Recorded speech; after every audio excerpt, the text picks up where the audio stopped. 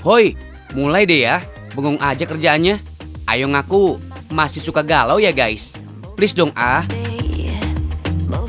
Yang namanya hidup, kudu dinikmati ya guys. Banyak kok hal seru lain yang bisa kalian lakuin. Salah satunya liburan. Talking about liburan, pasti pada setuju dong guys kalau Pulau Dewata Bali masih menjadi salah satu incaran wisata dunia. Bali memang menghadirkan suasana alam yang sangat cantik, apalagi ditambah budaya masyarakatnya yang khas. Pokoknya paket lengkap deh guys.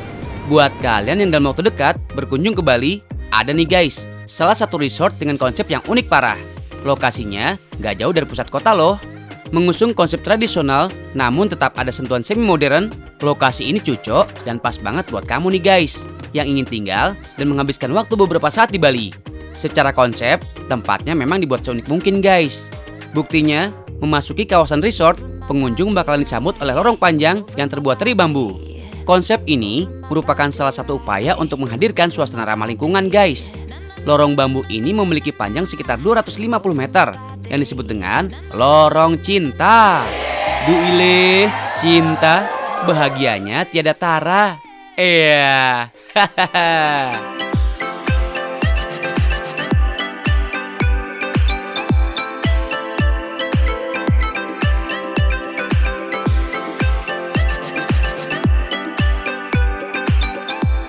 Karena konsepnya private, tempat menginapnya pun spesial guys.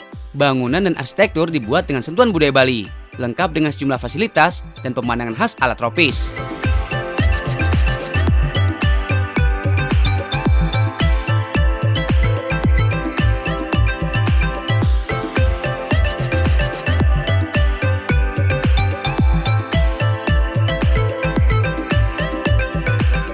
Kegiatan belum selesai guys.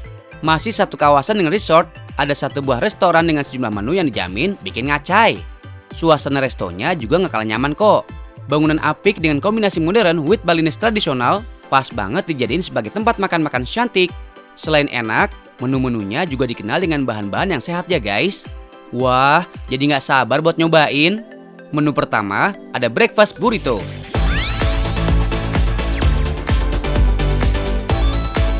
Menggabungkan kulit tortilla dan ayam ala-ala Meksiko gitu deh guys. Cocok banget dimakan untuk memulai aktivitas. Proses dimulai dengan membuat egg scramble. Campurkan telur dan ayam, kemudian masak hingga matang. For your information nih, scramble adalah istilah dalam memasak telur yang teksturnya dihancurkan guys. Olahan scramble banyak digemari untuk dijadikan sarapan karena mengandung protein yang cukup tinggi. Angkat scramble, tata di atas tortilla, tambahkan chili rilis, sweet avocado salsa, daun roket, topping, dan sweet potato.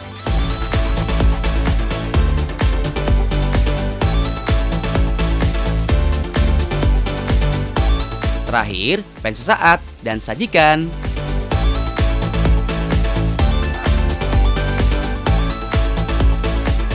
Nama burrito memang gak asing dan banyak terdapat di sejumlah resto dan kafe di Indonesia ya guys. Burrito adalah salah satu jenis makanan khas Meksiko yang terbuat dari gandum dengan sejumlah isian. Kata burrito dalam bahasa Meksiko berarti keledai guys.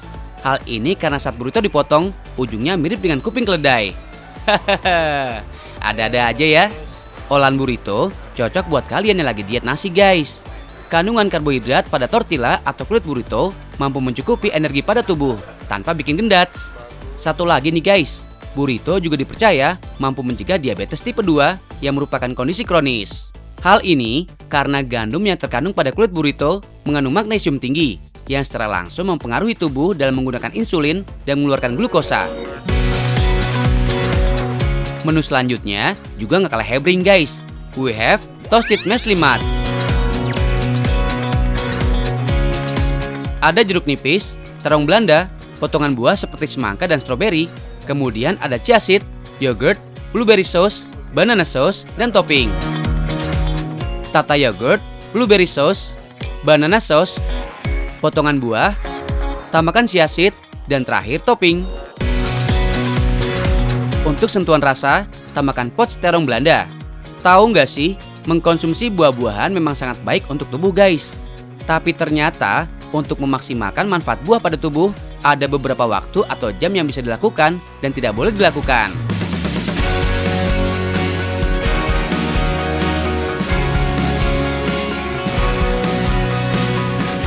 Pagi hari merupakan waktu terbaik mengkonsumsi buah guys, karena kondisi perut yang masih kosong, sehingga penyerapan nutrisi buah berlangsung secara maksimal.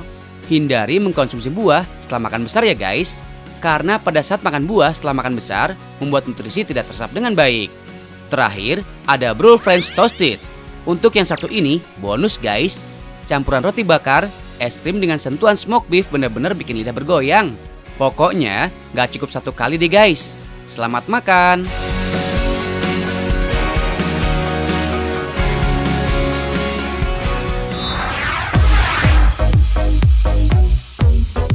Voila! Guys, yang klasik bakal tetap jadi asik kalau otak kita sering diutak-atik. Hahaha. Maksudnya, kalau tingkat kreativitas kita sering diasah, nggak ada cerita kehabisan ide guys. Contohnya, nih, ada roti sobek sama roti bakar. Dua-duanya emang cemilan so yesterday banget ya guys. Tapi sekarang udah auto fancy dong, lewat beragam topping dan isian yang out of the box. Bahan-bahan yang udah siap ini punya si roti sobek ya guys. List bahannya sama aja kok, kayak bikin roti pada umumnya. Ada terigu, butter, gula pasir, susu, ragi, garam, dan telur. Let's baking time guys. Untuk proses bakingnya, langsung sama ownernya roti sobek Noni ya guys, Kak Nadira. Walaupun cuma cemplang-cemplung, tapi takaran setiap bahannya harus diperhatiin. BTW, berasal dari iseng-iseng bikin roti sobek buat cemilan keluarga, roti kreasi Kak Nadira malah direkomen untuk launching di pasaran. Barulah pada 2018 lalu, Kak Nadira and Family keidean buat komersilin roti sobeknya. Nah, kalau udah kalis begini, tinggal istirahatkan aja ya guys adonannya, kurang lebih selama 1 jam lamanya. Next, adonan yang udah mengembang bakal lanjut dibentuk nih guys. Cara bentuknya gampang banget, cukup dibulet-buletin aja adonannya, manual pakai tangan kosong. Hahaha. Kalian tahu nggak sih, cara ini dilakukan agar serat roti sobeknya jadi lembut. Total ada 9 adonan kecil yang disusun di dalam loyang. Alright, seloyang adonan roti sobek siap di oven. Sambil nunggu rotinya matang, kuy, lanjut bikin toppingnya. Salah satu topping yang nggak mainstream ada smoked beef and cheese. Jarang-jarang kan roti sobek yang identik sama rasa manis sekarang tampil dengan varian yang gurih-gurih sedap. Cukup oseng-oseng aja nih, potongan daging asap plus cream cheese. Just info aja nih guys, topping smoked beef ini jadi best seller loh di sini. Now, waktunya make over roti sobek. Caranya super simple. Dari proses kasih toppingnya aja, rotinya udah disobek duluan. Next, tinggal diisi aja sobekannya. Pakai macam-macam varian rasa. Ada coklat, smoked beef, and spicy tuna. Komplit deh guys. Macam-macam rasa ini bisa jadi topping, bisa juga sekalian jadi isian. Eits, sebelum gambar icip-icip, roti klasik lainnya yang bakal digarap, ada roti bakar ini guys. Buat kalian yang fans berat roti bakar, pasti nggak asing ya sama roti yang satu ini. Yap, biasa dikenal dengan sebutan roti bakar Bandung. Nah, kali ini nggak cuma dibakar guys, rotinya juga bakal diisi filling yang nggak mainstream. Selain dikasih aneka selai, masing-masing roti bakar juga wajib dikasih puff pastry. BTW, tahu nggak sih guys, kalau awalnya puff pastry dibikin oleh seorang chef magang bernama Claudius Gel di Perancis. Berawal dari iseng-iseng mau bikin roti untuk sang ayah, resep panduan diet pun disatuin sama 10 lipatan adonan roti. Ujung-ujungnya jadilah puff pastry. Yap, kalau biasanya puff pastry dikasih tambahan krim atau gula, pastry yang satu ini justru polosan abis. Tapi dijamin gurih kok rasanya.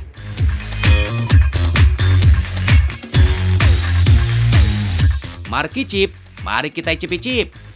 Maksudnya sisil aja yang wakilin icip-icip ya guys. By the way, pada tahu nggak sih kenapa disebut roti sobek? Karena cara makan rotinya cuma disobek guys. Roti sobek memang dikenal super praktis. Nggak heran sering dibeli para food lovers untuk mengganjal perut saat lagi keroncongan. Satu lagi guys, roti sobek nggak gampang basi. So, fleksibel banget dijadiin menu sarapan, makanan pendamping, sampai cemilan. Menu roti klasik selanjutnya ada roti bakar isi puff pastry. Mulai dari isi selai mangga sampai green tea, jadi menu andalan Bread Now Pondok Gede. Pas landing di mulut, Lembutnya roti bakar kompak banget sama renyahnya puff pastry. Rasa puff pastry yang plain abis bikin teksturnya jadi ringan saat digigit. Pokoknya, mau kapan aja dimakan, dijamin masih crunchy di mulut. Soal harga, duh ileh, ramah di kantong dong guys.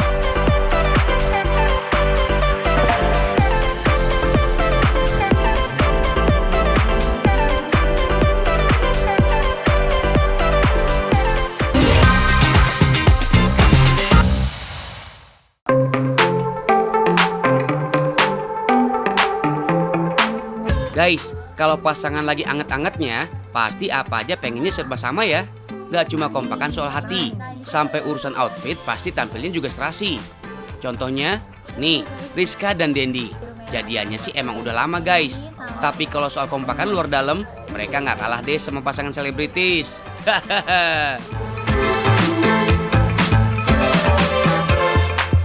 Oh iya, untuk urusan outfit, Rizka dan Dendi memang termasuk pasangan yang chic and simple. Jadi gaya casual emang udah jadi lagu wajib buat mereka berdua.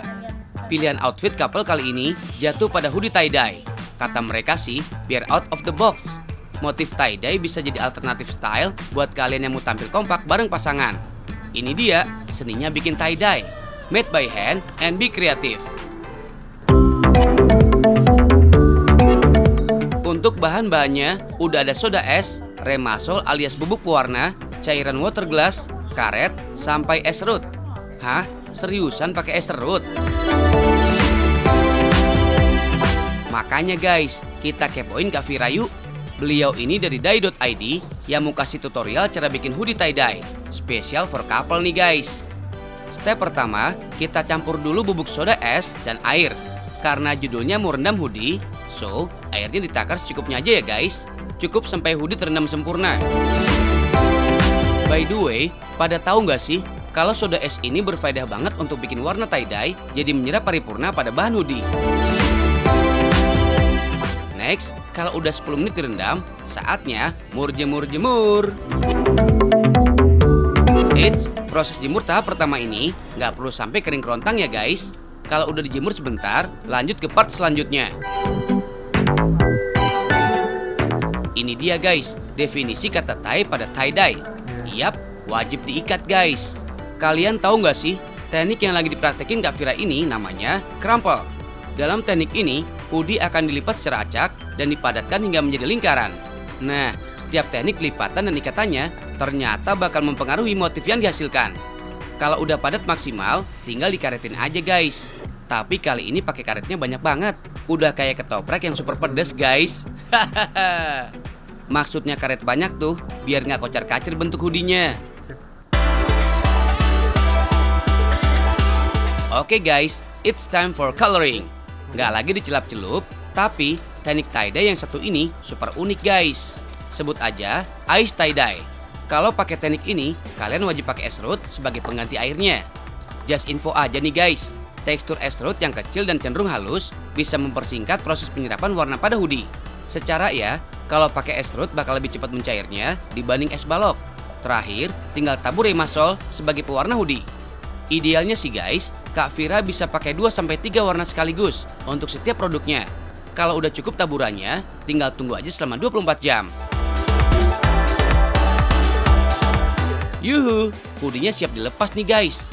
Salah satu part yang nggak boleh di skip sama sekali, ya part water glass ini guys. Setelah water glass dan air panas disatuin, baru deh disiram ke hoodie-nya. Sekedar info nih guys, proses ini wajib dilakukan sebagai cara untuk mengunci warna pada hoodie.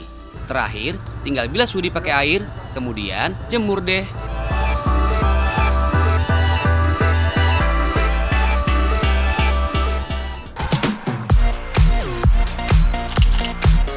Guys, please welcome couple of the day versi tahu nggak sih?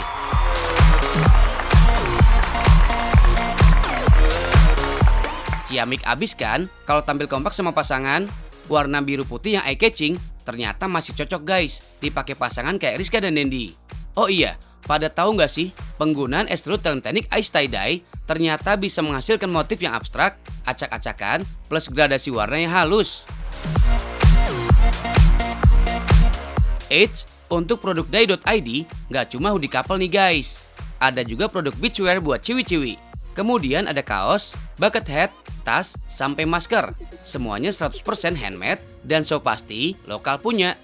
BTW, awal kemunculan motif tie-dye ini memang sengaja diaplikasikan sebagai dekorasi tekstil. Walau aslinya berasal dari Afrika, tapi pamor tie-dye baru populer pas beredar di Amerika. Gak tanggung-tanggung nih guys, motif yang cakep ini nyatanya sering dijadikan sebagai simbol untuk menentang kultur yang mainstream. Dalam abis kan maknanya?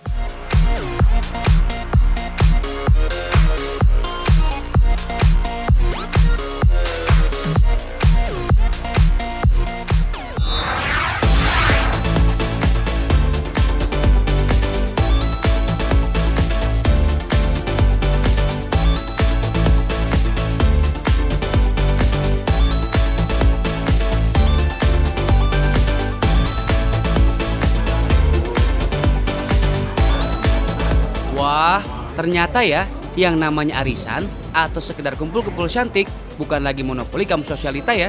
Yang namanya anjing juga ada loh acara kumpul-kumpulnya. Tapi bedanya, majikannya ikutan ngawal juga guys. Hahaha. Tingkah binatang yang satu ini memang gak ada habisnya ya guys. Kelakuan plus keaktifannya selalu bikin gemes. Apalagi kalau lagi ketemu teman-temannya, sama aja kayak kaum sosialita.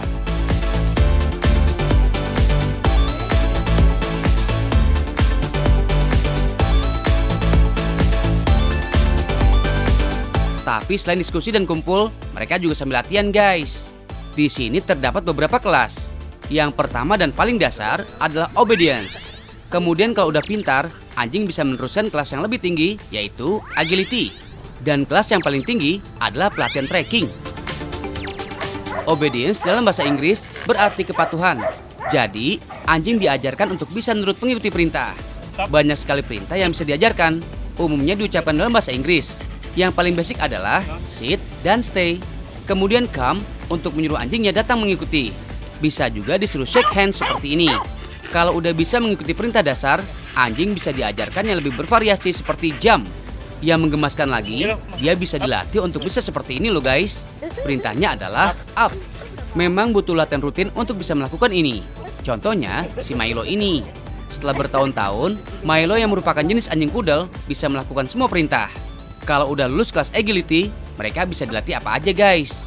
Biasanya menjadi kesenangan tersendiri bagi orang yang memiliki anjing jika peliharanya bisa mengikuti kompetisi. Salah satu yang paling digemari adalah agility, yaitu ketangkasan. Di level ini, anjing dituntut untuk bisa melewati rintangan dengan cepat dan lincah. Nah, kenalan dulu nih sama Audi, anjing jenis Samoyed yang langganan bawa piala. Dalam uji ketangkasan, dia harus melewati rangkaian halang rintang. Kalian berminat untuk melatih anjingnya seperti ini guys? Tipsnya, latihlah dari minimal umur 6 bulan. Semua anjing dari ras apapun bisa diajarkan. Tapi ada beberapa hal yang harus diperhatikan. Yang paling penting adalah membangun ikatan batin dengan anjing yang mau dilatih. Untuk membiasakan pola latihan, butuh waktu paling cepat 2 minggu dan paling lama 1,5 bulan. Tapi tergantung kepintaran anjingnya sendiri. Karena daya tangkap tiap anjing berbeda. Jadi harus sabar. Kemudian perhatikan waktu. Pak Han yang sudah berpengalaman menjadi dog handler selama 12 tahun menyarankan 1 hari 1 jam aja pada pagi atau sore hari ketika matahari sedang bersahabat. Karena kalau kepanasan, kasihan anjingnya guys. Soalnya kalau terlalu dehidrasi bisa sangat berbahaya bagi kesehatannya. Yang ketiga adalah kedisiplinan. Pelatih juga harus disiplin dalam memberi perintah dan bersikap. Harus tegas tapi bukan galak. Terakhir, beri imbalan jika dia melakukan hal yang benar. Imbalan gak harus selalu berbentuk makanan ya guys. Justru disarankan, anjing jangan dikasih hadiah makanan terus. Apalagi hadiah uang atau voucher belanja. Cukup ajari dia untuk bisa menghargai benda lain. Jadi bisa dikasih mainan kesukaannya, atau diberi pujian dengan menepuk kepala, atau mengelus badannya. Nah, pujiannya harus sungguh-sungguh ya. Harus dari hati yang paling dalam. Jangan palsu. Ingat ya guys, anjing tahu loh apa yang kita rasakan dan pikirkan tanpa harus berucap.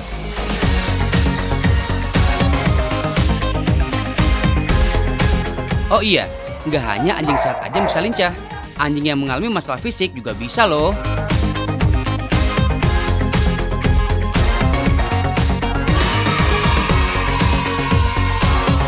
Nah, dari tadi ada anjing berwarna putih yang tampil dominan banget nih. Kenalin guys, ini adalah anjing Samoyed.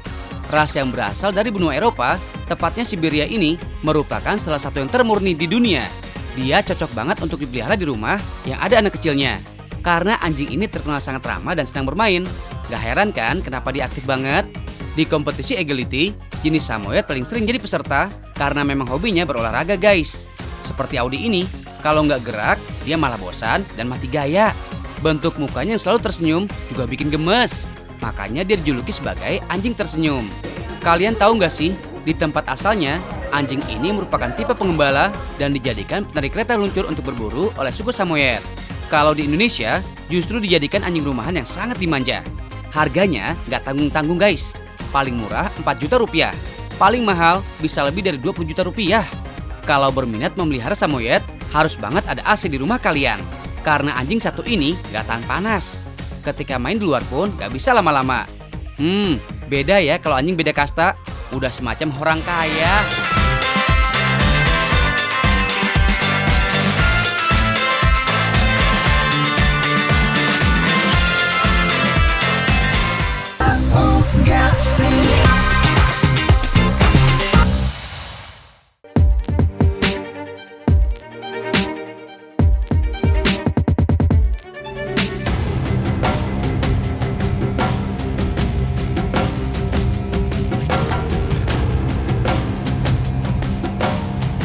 Wadidaw, ini kenapa ya guys? Mohon sabar gengki, mohon diselesaikan baik-baik ya. Pahit. Kenapa kamu lihat-lihat saya? Oh, nggak lihat. Makan saja. Kamu nantangin saya? Bisa. Aku berani. Oh, tidak takut. Oh, Saya juga nggak takut. Oke.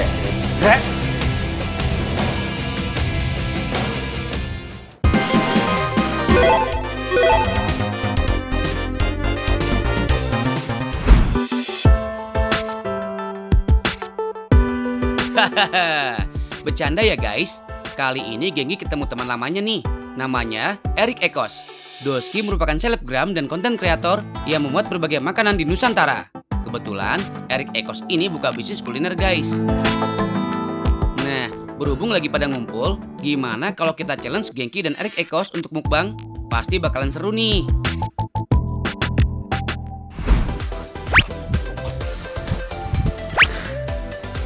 Gengki tidak takut. Katanya jagoan, bisa mana buruan? Oh, bisa dong. Guys, konsep rumah makan dengan sajian ayam geprek memang sudah menjamur sejak tahun 2016 yang lalu. Beragam jenis olahan ayam dengan sajian sambal cukup membuat penikmat kuliner jatuh hati. Sebelum mulai mukbang, kita tantang Gengki buat ngulek sambal sendiri ya guys. Ya, dia mah malah ngeberantakin. Kamu malah bikin berantakan. Ini bukan ngulek, namanya berantakin. Guys, sambal emang nggak bisa dilepaskan dari masyarakat Indonesia. Olahan yang menggunakan cabai ini menjadi salah satu pelengkap saat menikmati makanan. Sambal juga menjadi pembangkit selera makan buat beberapa penikmat kuliner. Makanya banyak yang bilang, makan nggak pakai sambal sama aja berasa kagak makan guys. Berdasarkan sejumlah artikel, sambal sudah menjadi bagian dari masakan Nusantara sejak abad ke-16. Hingga kini, ada puluhan jenis sambal yang eksis di kuliner nasional. Guys, sambal ini langsung diulek, tidak pakai blender, jadi lebih enak dan segar. Nah, makanya cobain dong. Coba. Oh, bisa. Oke. Hot. Bukan. Ya elah, itu sih bukan ngulek sambal Gengki. Gimana mau halus cabenya? Untuk sambal yang dibuat Gengki kali ini, yaitu sambal korek guys. Cukup siram dengan minyak panas, kemudian haluskan.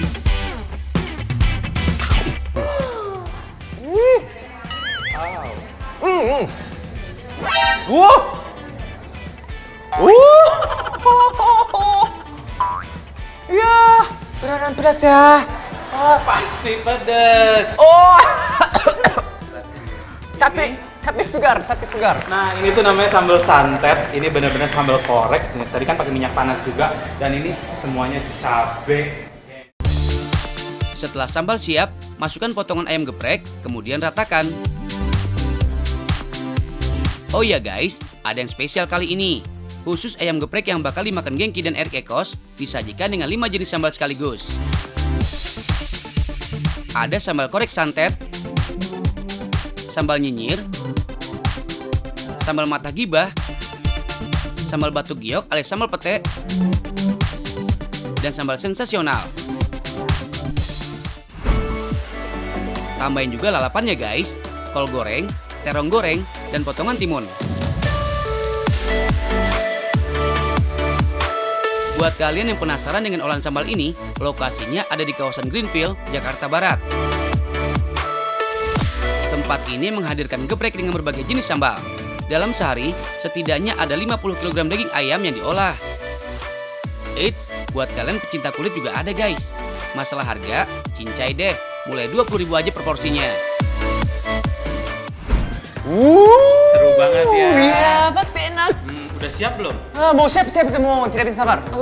Wah kayaknya sih boleh, tapi nanti kita lihat aja nih kayak gimana si Genki nih. Apa? Tapi tunggu sebentar. Oh, Ada ini. wih, putih. Aku suka. Kamu suka? Iya, suka. Kita masukin ya. Yuk. Kita taruh di atasnya. nih. Ada mie juga. Ada mie juga. Wah.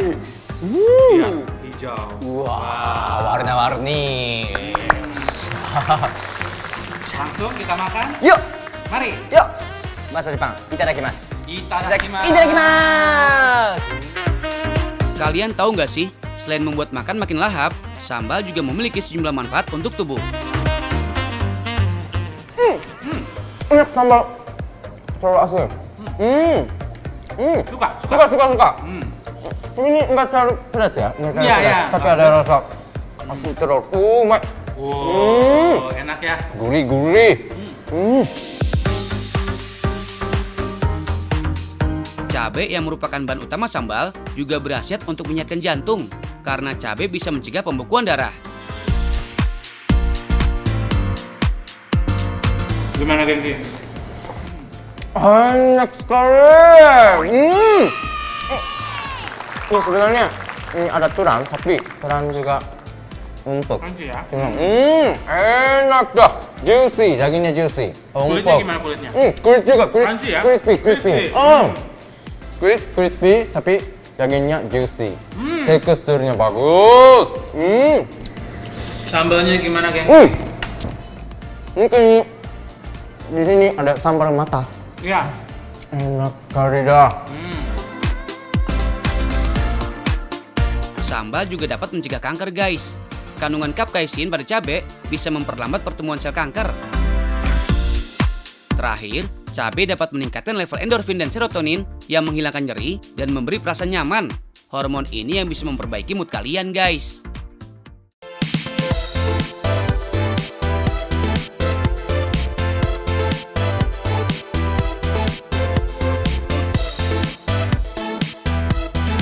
Wow, lahap banget sih Genki, sampai keringetan begitu.